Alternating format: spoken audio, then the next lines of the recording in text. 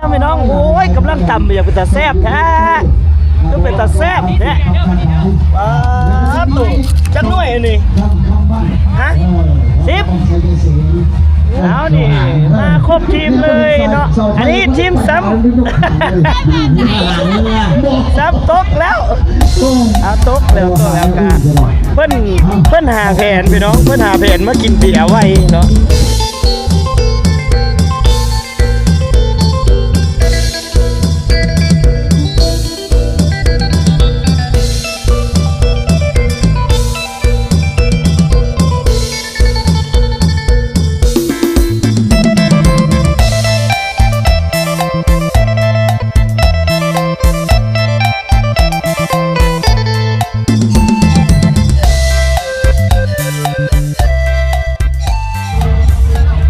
พบกันระหว่าง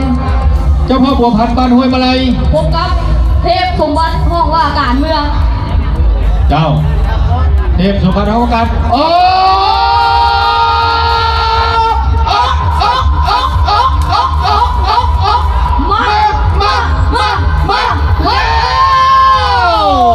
มาลายเชื่ออะไรเอาเชื่อเดียวก็หูแล้วค่อยก็เห็นอยู่เที่ยวที่34เจ้าพ่อบัวพันธุ์บ้านห้วยมาลัยเมืองนาไก่แข่งขบวนพบกับเทพสมบัติห้องว่าการเมืองนาไก่คือกันเอาละโว้ยเมืองเดียวอัดเดียวต่างคนต่างอัดต่างคนต่างเสียดต่างคนต่างสีว่าจะไหนเทพสมบัติดูแล้วน้ำที่2เริ่มอัดเริ่มดี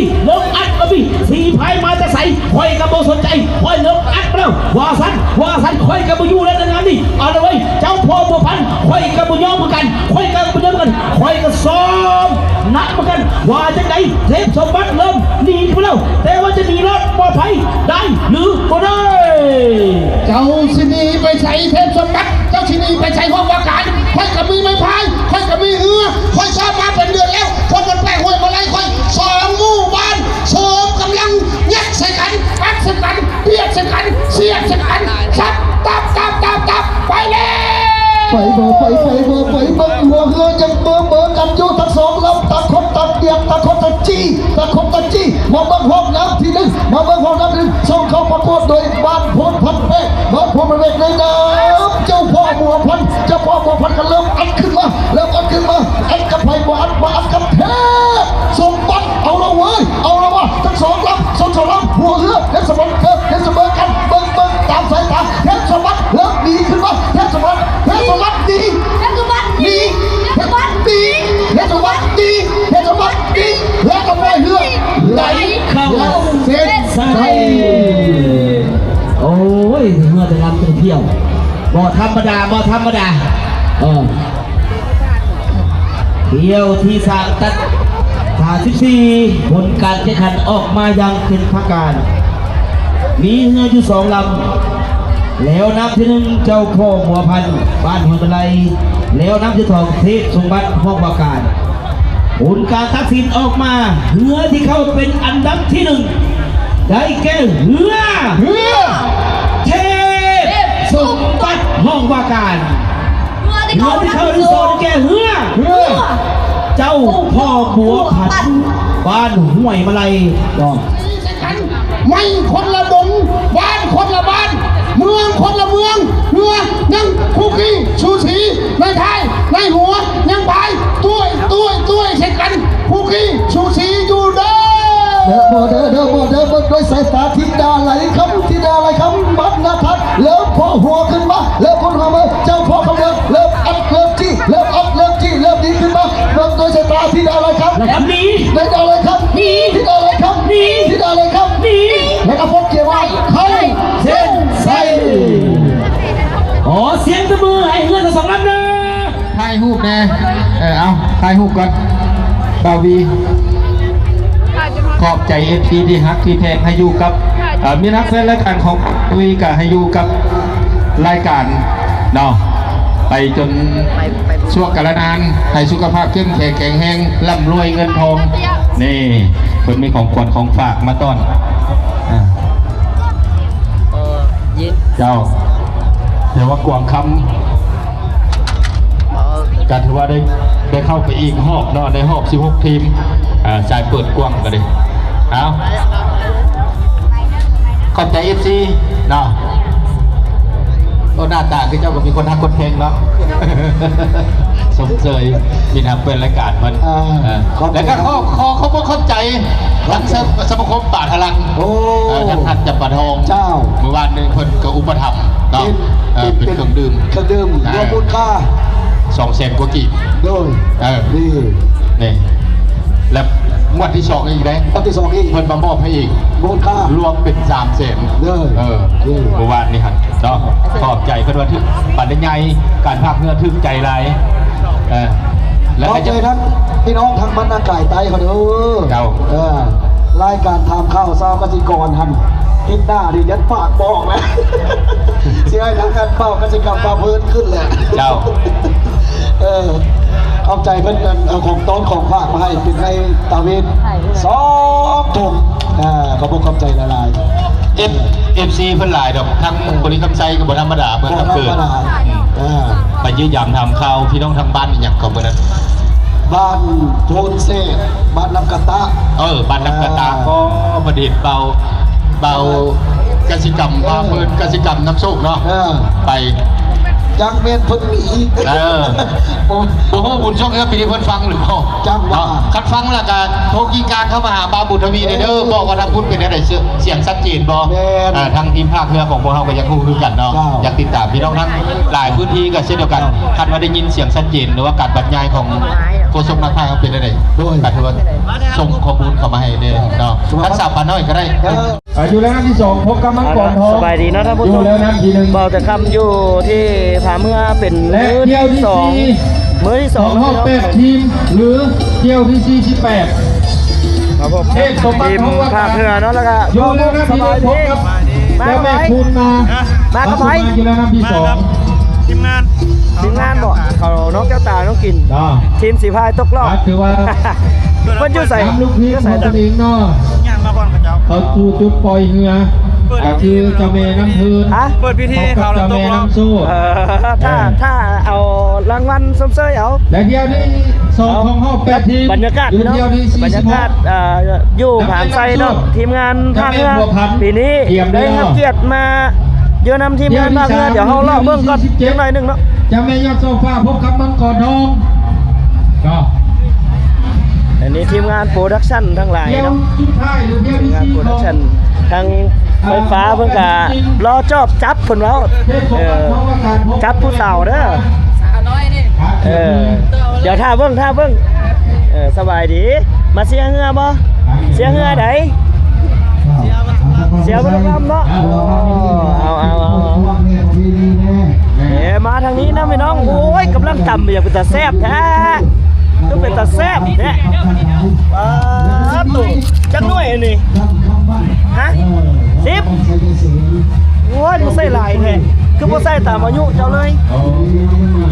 สิใส่จังหน่วยก็ตามอายุใส่ตามอายุจังหน่วยโอ้เจ้าแบบผมไปทำน้ำพ่อวันจะให้โคตรซกเอาไปดูบยักเต้าก็จำเป็นบยักเต้าก็จำเป็นละจำเป็นแล้วมู่มาจี้ของเลยอยู่เนาะรถก็ซื้อน้ำให้หลานกินแน่เจ็บคอเอาบรรยากาศโมเมนต์บรรยากาศแหละอันนี้คือตำคกกระได30,000เนาะเอาจังหน่อยตอนสวยๆเราจะซื้อกินเอาละพี่น้องสีสันเด้อท่านอยากเห็นคนงามๆต้องมาเลยเนาะนี่แหละอยู่ข้างๆจุดภาคเหนือเนาะเป็นตาฮักตาแพงก็ทุกคนไปเดี๋ยวรออีกพี่น้องนี่ไอติมกระลำนี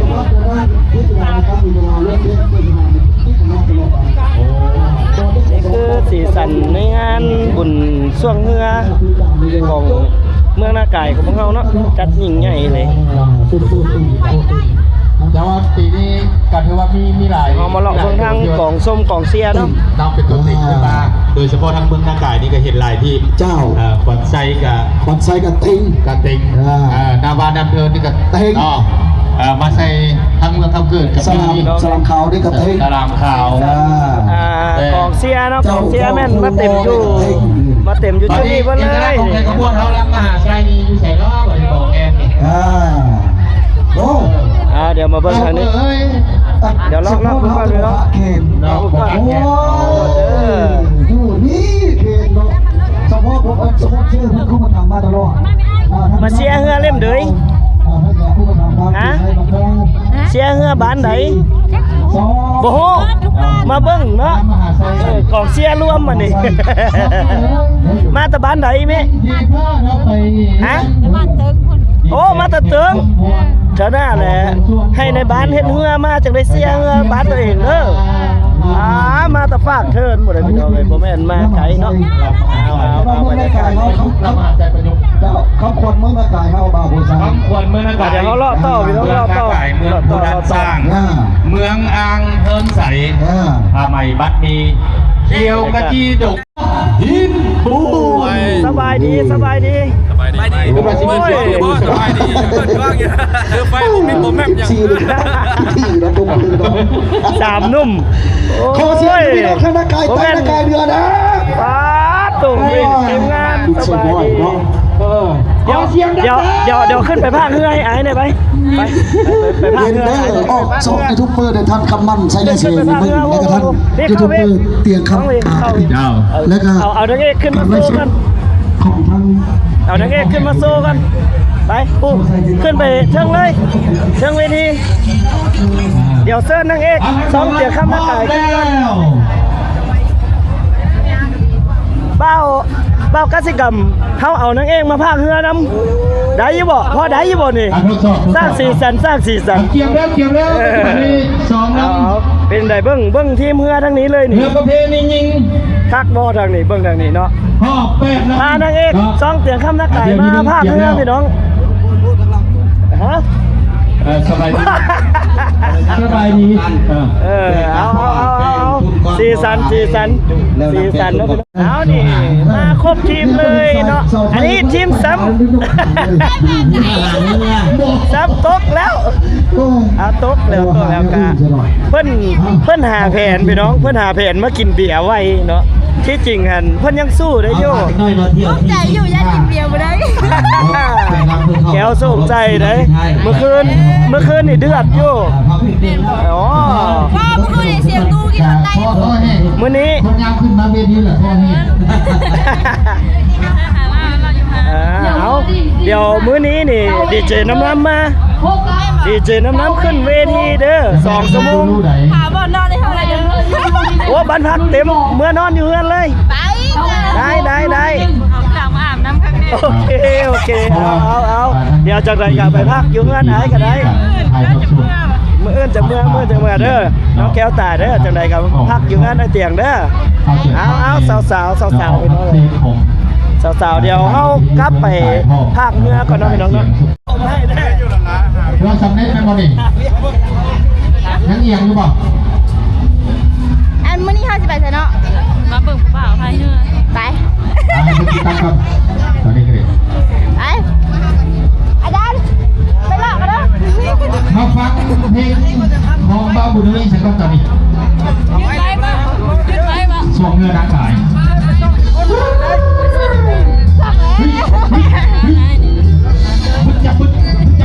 ไปได้แข่งเรือมื้อนี้ โอ้คาดว่าขนาดเป็นกรรมการก็ยังลุ้นเลยเดี๋ยวนี้นะ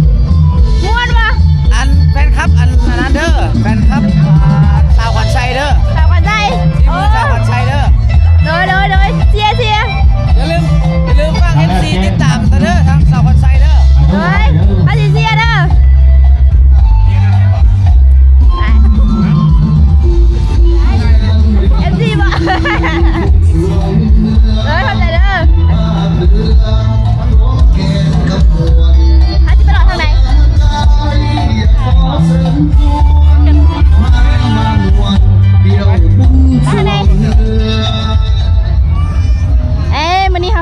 ตลอดได้ไหมอ่ะ ขอบคุณใจทั้งญาติพี่น้องของพวกเราเด้อการไปไกลมากเพิ่นกับบ่าวเพลงทั้งที่เราได้ทั้งสติเตรียมบุญทุ่งเรือเฮานี่แหละเนาะทั้งอัศจรรย์นี่ก็ดีปีนี้ก็เข้าใจทั้งประธาน อยู่นี่ว่าบาเต็งทำ บ มา ริ สอ ษั ง ท บา ไฟ ท ฟ้า เดียว ขึ้นของ แอบบอก สนองขึ้นให้ในการสร้างเนาะ ทางนี้คนบ่ค่อยหลายได้ทางนี้ได้แต่ถามว่าผู้บ่าวไหมผู้ใต้เห็นบ่ ของประธานเจ้าการแข่งขันเนาะ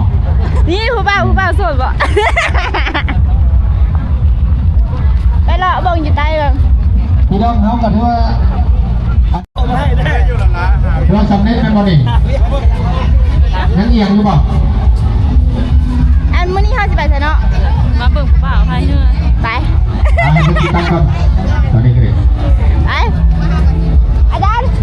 ไปเลาะกันเด้อ มาฟังเพลงของบ้าบุญเลยสักตอนนี้ส่งเงินนักขาย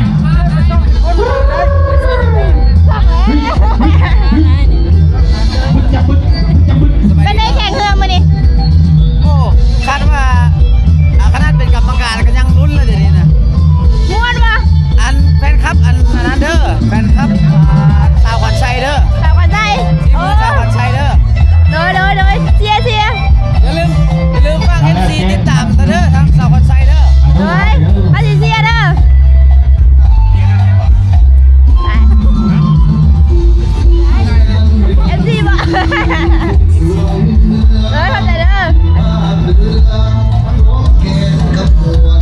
อาสิไปรอทางไหน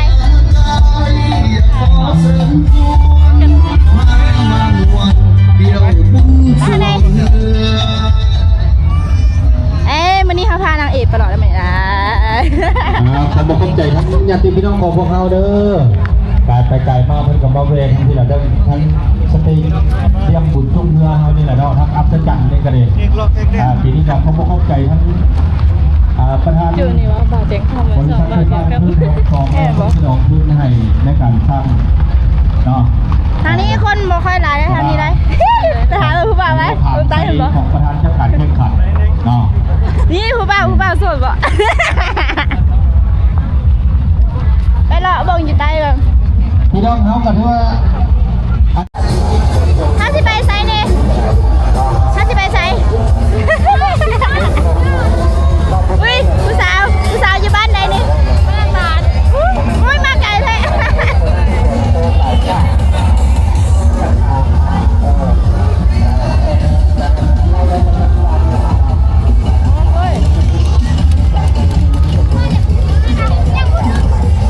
ไปเลาะหาผู้บ่าว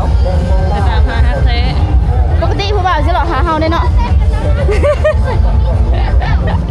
นี่ผู้สาวดิสาวหลาย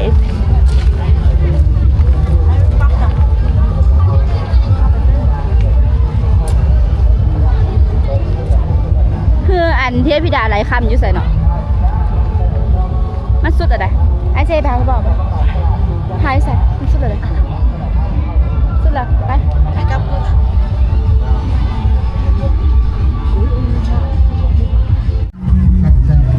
เนี่ยแล้ว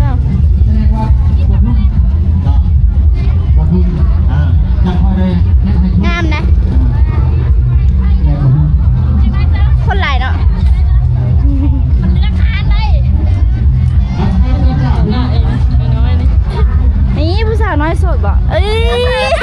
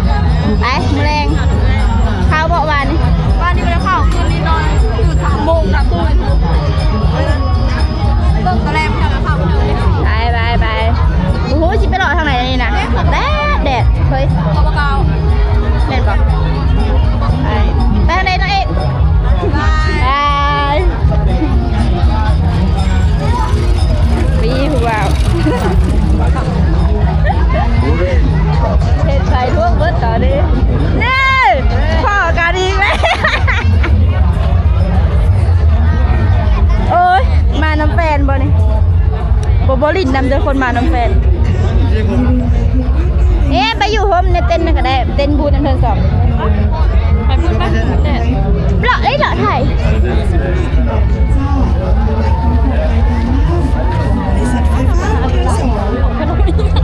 ไปหาซื้อน้ำกินไปซื้อน้ำกุ้ง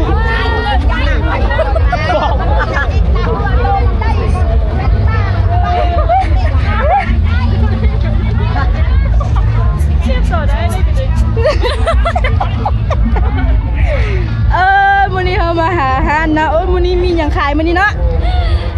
ขายอย่างไรไหมคะไข่นี่มีไข่ลูกอันไข่นกกระทาแล้วก็ไข่ลูกเนาะโอ้แม่ค้ากับมันงามๆนี่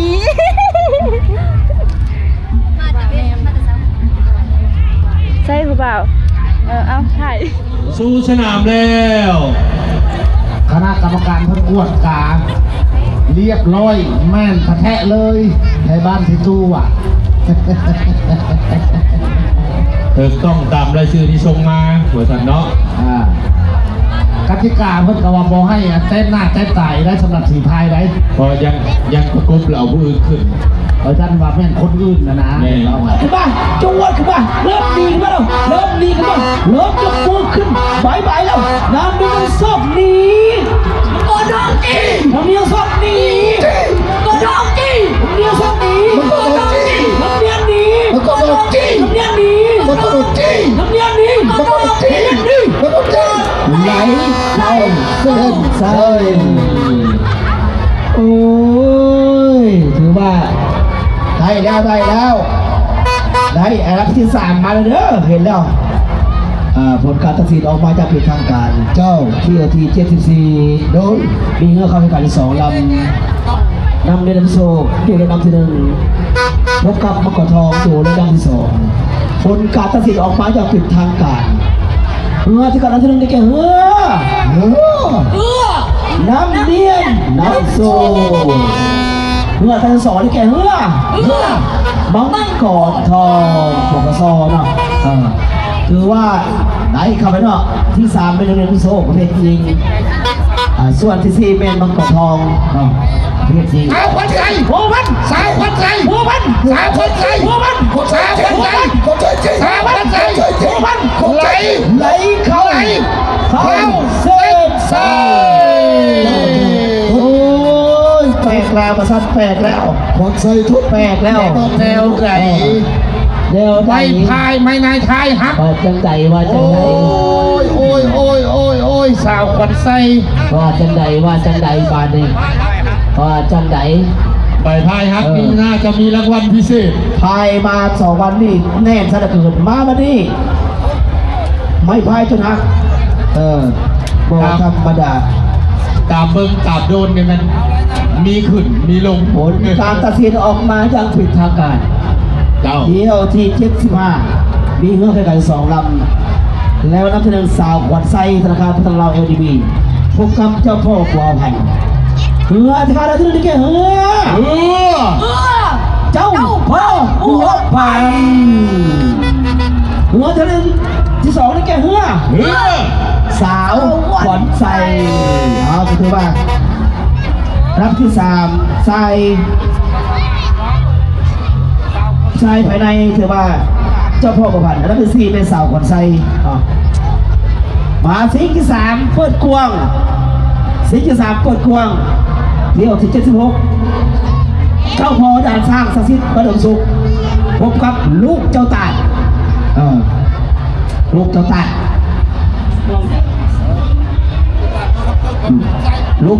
1 เดียว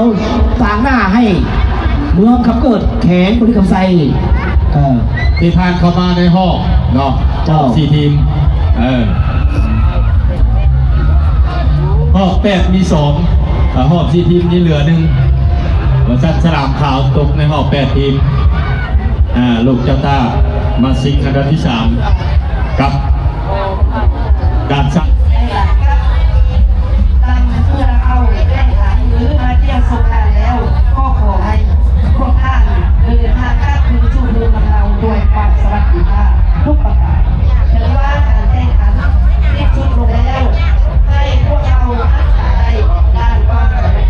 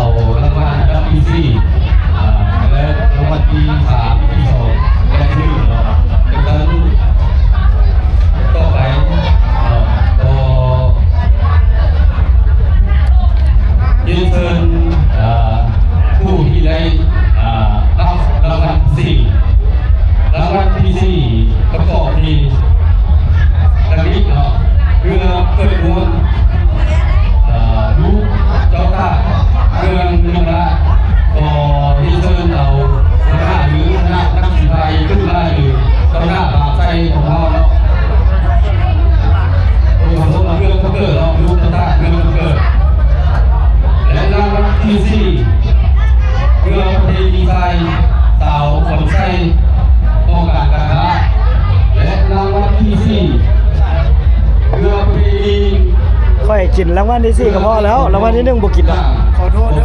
เอฟซีทั้งหลายที่เฮ็ดบ่ได้ตั้งใจว่าแต่อย่างน้อยๆก็ยังได้ใบหนึง ตัวแรกก็นักกีฬาขึ้นมาอยู่ต่อหน้าฝั่งไทยของเรานี่ในพิธีเพื่อจะดำเนินการเพาะพันธุ์ของเรื่องเนาะเพาะทางด้านเนาะโอ้มาเร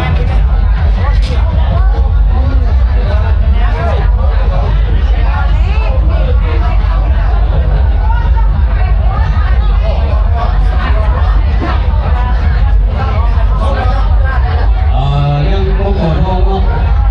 จากโอ้โหของเรื่อง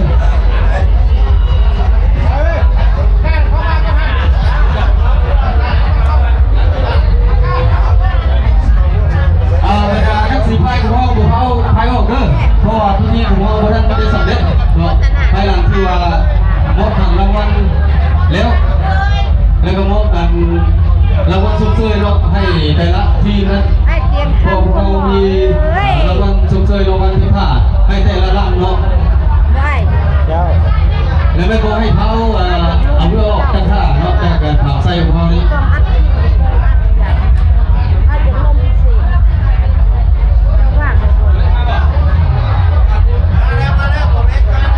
ถือว่ามาพบกันแล้วเนาะตัวแทนคณะนักกีฬาของพวกเรานี้ในชั้นในการมอบนี้ก็ถือว่าพวกเขาได้ทำการดูทางเข้าชูจากหลายภาคส่วนเนาะโดยเฉพาะนักธุรกิจผู้ประกอบการต่างๆนั้นฉะนั้นต่อไปก็คือเป็นเกียรติเชิญท่านชูวิเดชอิแสงปั๊มน้ำมันอุดมสุขเนาะและก็ท่านพงมาอิแสงอาโซแสงสลับกันเลยกันได้สลับยืนสลับกันเลยกันได้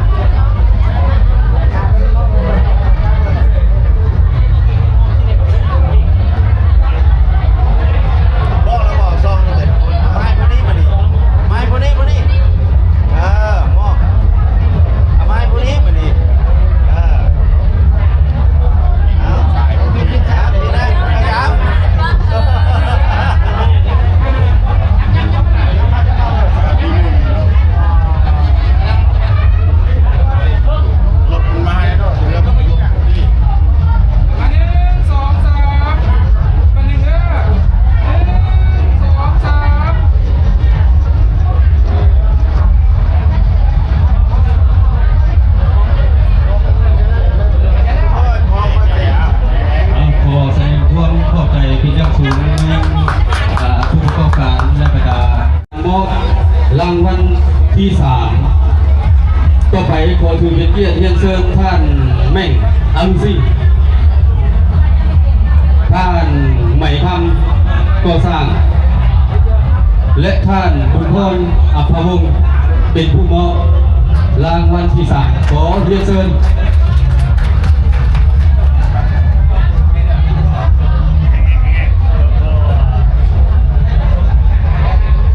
มีบริษัทมาดูซิโดยเฉพาะท่านแม่งนี้เนาะเพื่อจะให้การอุปถัมภ์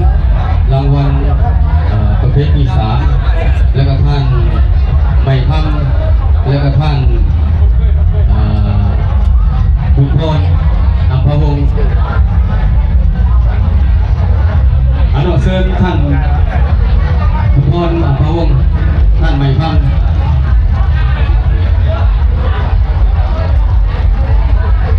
เข้าสู่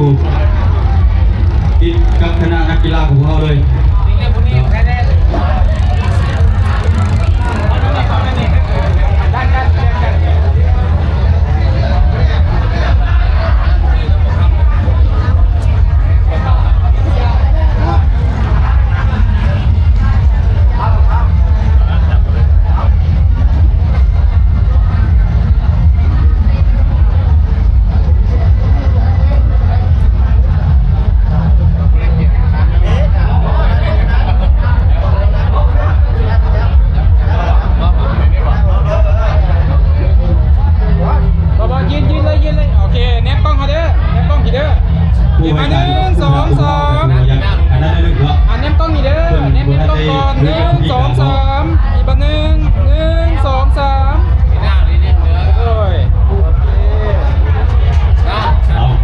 แสดงความชมเชยแก่รางวัลที่3เนาะขอชมเชย